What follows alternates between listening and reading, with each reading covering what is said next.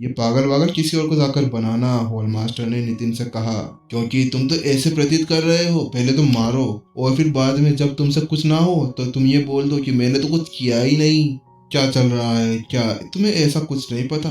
क्या तुम्हें नहीं पता कि तुमने अभी अभी हॉल मास्टर के साथ में लड़ाई की और बीच में जितनी भी इमारतें आई तुमने उन सभी को धूल के अंदर मिला दिया और तुम अभी भी इन सभी से अनजान बनने की कोशिश कर रहे हो। यह देखते हुए कि नितिन अभी तक भी अनजान बनने की कोशिश कर रहा है और ऐसा दिखा रहा है कि जैसे उसको कुछ पता ही ना हो, एक बुजुर्ग ने अपनी हिम्मत जुटाते हुए नितिन से कहा, क्या क्या क्या तुम पागल वागल हो गए हो क्या? क्या मैं हॉल मास्टर से लड़ाई कर सकता हूँ? नितिन को विश्वास नहीं हो रहा था कि उसने अभी अभी हॉल मास्टर से लड़ाई की। लेकिन तुम्हारा हॉल मास्टर है कहाँ पर? क्योंकि मैंने तो आज तक तुम्हारे हॉल मास्टर को नहीं देखा।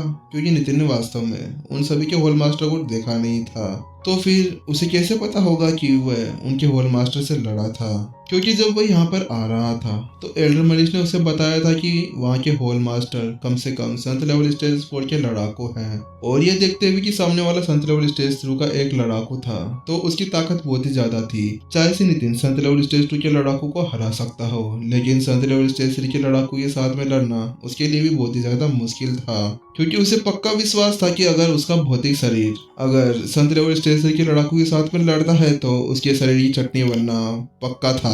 नितिन उन सभी से ये सभी बातें कह ही रहा था, लेकिन वो अपनी बातें पूरी कर पाता उससे पहले ही उसके पास में जो एक बहुआ बुढ़ा खड़ा था वो खड़ा होता है और वो चिल्लाते हुए कहता है, हाँ बोलो, मैं हूँ हॉल मास्टर। तुम। जैसे उसके मुंह से वह शब्द निकलता है नितिन अपनी जगह पर ही उछल खड़ा होता है। क्योंकि जब उसने उसको देखा था तो उसको ऐसा ही लगा था कि यहाँ का ये कोई नॉर्मल नागरिक होगा जो यहाँ पर इस तरह के हंगामे को देखने के लिए खड़ा हुआ होगा। और उसको देखने के बाद में नितिन को ऐसा नहीं लगा था कि सामने वाला यहाँ का हॉल मास्टर भी हो सकता है। और अपनी आंखों को चौड़ी करते हुए उसने कहा, क्या क्या ऐसा नहीं हो सकता? क्या मैंने आपको चोट पहुंचाई हॉल मास्टर? नितिन के पूरे होठ अब लड़खड़ाने लगे थे। उसे समझ नहीं आ रहा था कि अब उसको क्या बोलना चाहिए, क्योंकि उसे विश्वास नहीं हो रहा था कि उसने एक संत लेवल स्टेज 3 के लड़ाकू को इस तरह से घायल कर दिया। नहीं नहीं, ऐसा नहीं हो सकता, मेरी बॉडी ऐसा कुछ कर ही नहीं सकती। संत लेवल स्टेज के लड़ाकू से मैं लड़ूंगा? नहीं नहीं, कुछ नहीं। हॉल मास्टर, आप मेरे ऊपर झूठा इल्जाम लगा रहे हैं, आप मेरे से मजाक कर रहे हैं। लेकिन नितिन की इस तरह की बातों को सुनने के बाद में अब हॉल मास्टर गुस्से से फूटने वाले थे। उनका पूरा चेहरा गुस्से से लाल हो गया था। वह अभी नितिन को ऐसे देख रहे थे जैसे कि वह अभी नितिन को यहीं पर ही भरता बनाकर खा जाएंगे। नितिन थोड़ा सा झुका और उसने हॉल मास्टर से माफी मांगी, मुझे माफ कर दीजिए, मुझे पता नहीं था कि मेरा शरीर ऐसा कुछ भी कर सकता है। मैं एक अनूठी साधना का यूज कर रहा था और वास्तव में मुझे इसके बारे में कुछ भी नहीं पता। जो भी किया गया वो मेरे इस भौतिक शरीर की वजह से किया गया था। इसके अंदर कोई भी सोच वोच नहीं थी, बस वो तो आप मेरे ऊपर अटैक कर रहे थे तो उसी के लिए डिफेंड करने के लिए ये अपने आप को प्रोटेक्ट करने की कोशिश कर रहा था। और मुझे लगता है कि वास्तव में इसने अपनी ज्यादा ही ताकत का यूज कर लिया होगा। मुझे वास्तव में नहीं पता कि यहाँ पर क्या चल रहा था। ये देखते हुए कि नितिन अब उनको कुछ भी समझा नहीं सकता था कि वहाँ पर चल क्या रहा था, इसीलिए नितिन ने यही सही सोचा कि अब तो उसको उन सभी से माफी मांग लेनी चाहिए। क्योंकि उसे पता था कि अगर वह और भी ज्यादा कुछ बोलेगा और उनको समझाने की कोशिश करेगा तो मामला और भी ज्यादा बदतर होता जाएगा। क्योंकि नितिन यहाँ पर कुछ सीखने के लिए आया था, ना कि यहाँ पर दुश्मन बनाने के लिए। और वो यहाँ पर कुछ ऐसा करना भी नहीं चाहता था, क्योंकि उसने पहले ही एल्डर मनीष को वादा किया था कि वह अपनी यहाँ पर लो प्रोफाइल बनाकर रखेगा। लेकिन नितिन की इस तरह की बातों को सुनने के बाद में सभी चकित रह गए। क्या तुम्हें वास्तव में नहीं पता कि तुमने अभी अभी यहाँ पर क्या किया था? और सभी ने देखा कि अब वह बार बार एक ही एक शब्द रट रहा था कि उसने वास्तव में यहाँ पर कुछ नहीं किया, उसे वास्तव में कुछ नहीं पता कि यहाँ पर क्या हुआ था। और अब सभी ने एक दूसरे की तरफ देखना शुरू कर दिया, क्योंकि उन्हें भी समझ नहीं आ रहा था कि अब उसको वो कैसे समझाए कि उसने यहाँ पर क्या किया था। क्योंकि उन्हें भी अभी अभी याद आया कि जब वह उससे लड़ाई कर रहा था तो वह शुरू से ही अपनी आंखें नहीं खोल रहा था। वह तो जब जब अटैक कर रहा था, जब कोई उसके ऊपर अटैक करने के लिए आगे बढ़ रहा था। और ये सभी बातें सोचने के बाद में वो ये सोचने में मजबूर हो गए कि वास्तव में ऐसा हो सकता है कि वास्तव में उसने ऐसा कुछ जानबूझकर ना किया हो और वह सब उसकी प्रोटेक्टिव साधना की वजह से हुआ हो। लेकिन वास्तव में अगर ऐसा होता तो फिर तो सामने वाले ने अपनी पूरी ताकत का यूज ही नहीं किया था और अपनी थोड़ी सी ताकत के साथ में ही उसने पॉइजन होल को इस कगार तक पहुंचा गया कि अब वो कभी भी ढह सकता था।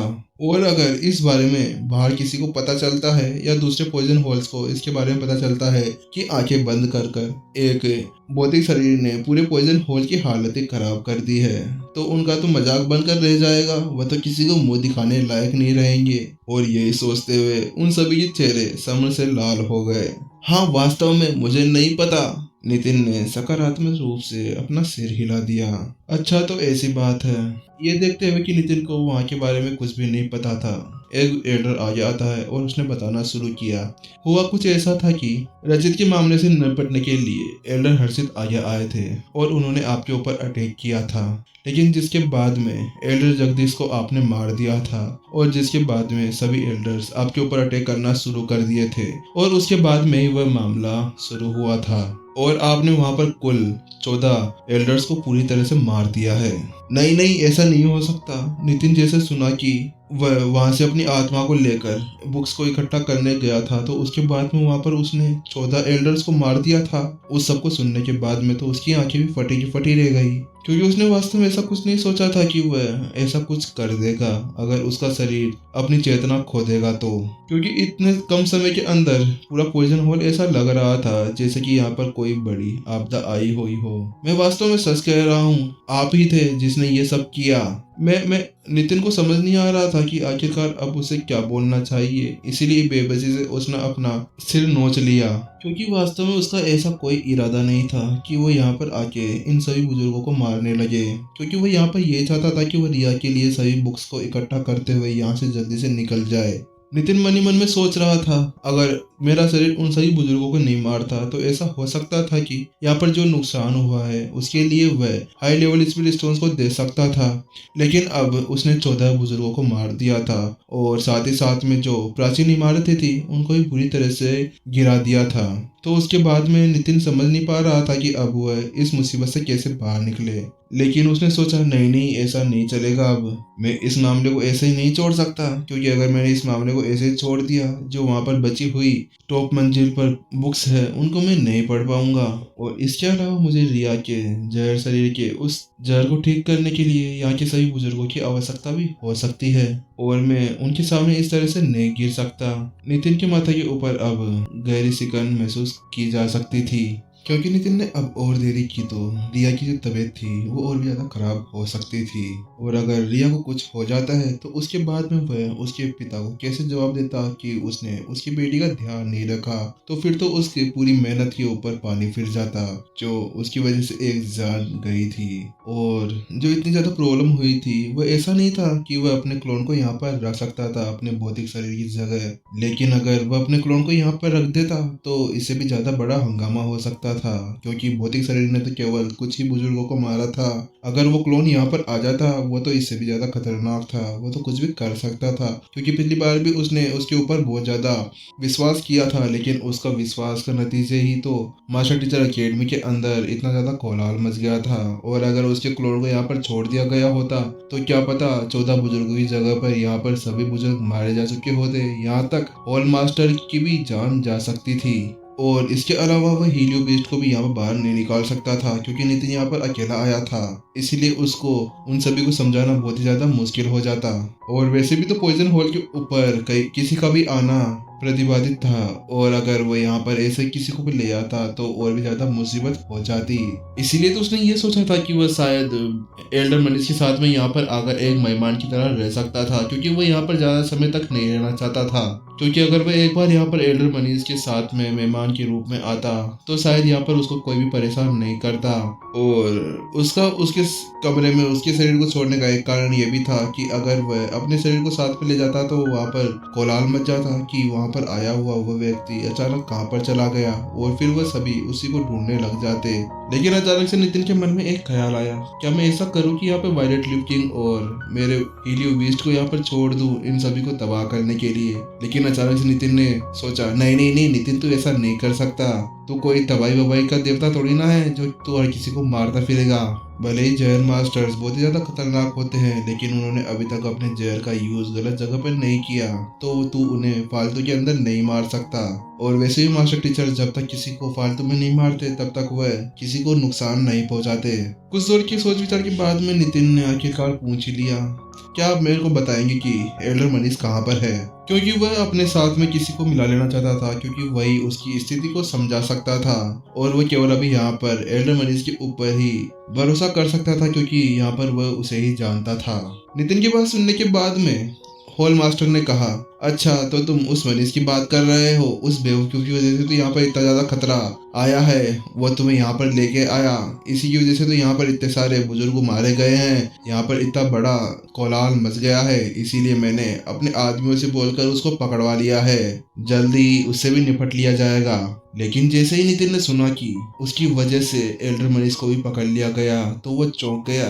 नहीं, आप ऐसा नहीं कर सकते, उनकी कोई भी गलती नहीं थी। नितिन को समझाने की कोशिश कर रहा था। क्या क्या कहा तुमने? क्या उसकी कोई गलती नहीं थी? उसकी सबसे बड़ी गलती तुम थे कि तुम्हें उसने यहाँ पर लेके आया तुम्हारे ऊपर भरोसा कर कर और तुमने उनका भरोसा तोड़ा। तो इसके लिए तो अब मनीष का मरना यहाँ पर पक्का है। लेकिन क्या आपको एल्डर मनीष के ऊपर थोड़ा सा भी विश्वास नहीं है कि वह ऐसा कुछ नहीं कर सकते? वह आपके साथ में हमेशा से वफादार रहे हैं, तो क्या आपको लगता है कि वह आप लोगों को धोखा देंगे?